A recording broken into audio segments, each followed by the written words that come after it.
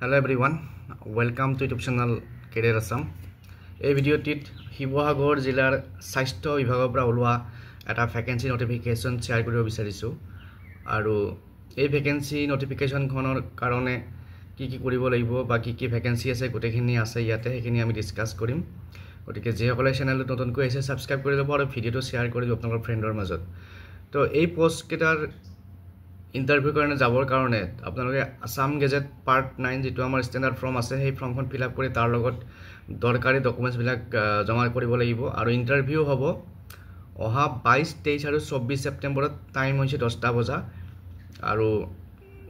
অফিসটো হৈছে joint director of health service Sivasagar এই স্বাস্থ্য বিভাগৰ অফিসত হ'ব শিৱসাগৰ জিলাৰ স্বাস্থ্য বিভাগৰ অফিসত কি পোষ্ট আছে ইয়াত দিয়া আছে ষ্টাফ নাৰ্ছৰ 10টা ভ্যাকেন্সি আছে কোৱালিফিকেশন জিএনএম পাস with 5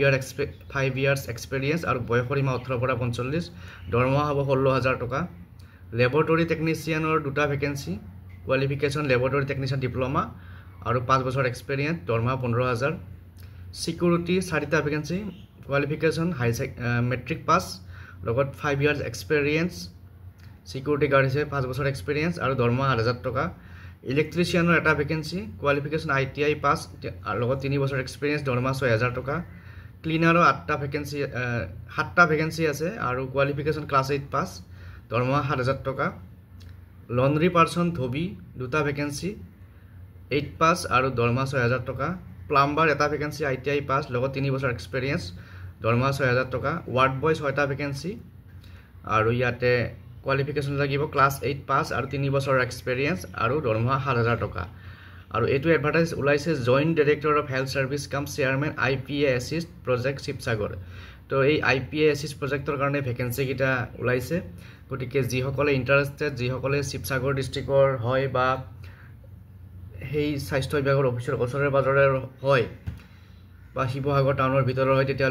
তেওঁলোকে এই পোষ্ট কেইটাৰ কাৰণে ইন্টাৰভিউ কাৰণে যাব পাৰে কাৰণ দৰমহা যেহেতু বেছি নহয় গতিকে চাই ল'ব যদি আপোনালোকৰ কাৰণ উপযুক্ত বুলি হয় তেতিয়াহলে ইন্টাৰভিউত যাব পাৰিব আৰু ইন্টাৰভিউ ডেট কেইটা মনত ৰাখিব 22 23 আৰু 24 ছেপ্টেম্বৰ টাইম হৈছে 10টা বজা গতিকে এই এডভাৰটাইজমেন্ট আপোনালোকৰ লগত শেয়াৰ কৰিলো এনেকুৱা ধৰণৰ ভ্যাকেন্সি নোটিফিকেশন আহি থাকিলে মই শেয়াৰ কৰি থাকিম পুনৰ লগ পাম নেক্সট ভিডিঅত ধন্যবাদ